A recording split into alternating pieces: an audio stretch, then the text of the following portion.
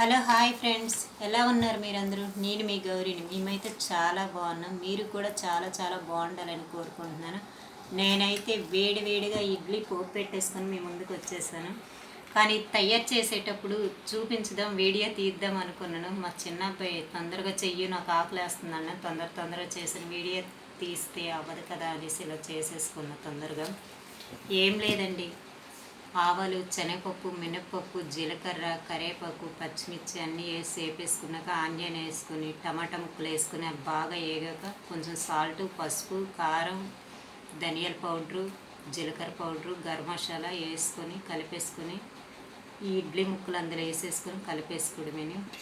ఇడ్లీ అయితే కట్ చేసుకుని చేసుకోండి, చాలా బాగుంటుంది. నేనైతే కట్ చేసే చేసుకున్నాను, అంటే కొంచెం వెరైటీగా ఉంటుంది. ఇది పౌడర్ లాగా ఇలా చేస్తే అంత దీనికి ఉండదు, ఇలా కట్ చేస్తే బాగుంటుంది. మేమైతే ఇలా చేసుకున్నాము. ఇప్పుడైతే చాలా చాలా బాగుంటుంది. ఇదిగోండి, ముక్కపాలంగా ఉంటుంది, చాలా కారంగా ఉంటుంది. తినాలంటే దీంతో చట్నీ కూడా అవసరం ఉండదు, ఇలాగే తినేవచ్చు. ఏ కూరలు కానీ చట్నీ కానీ ఏం అవసరం ఉండదు.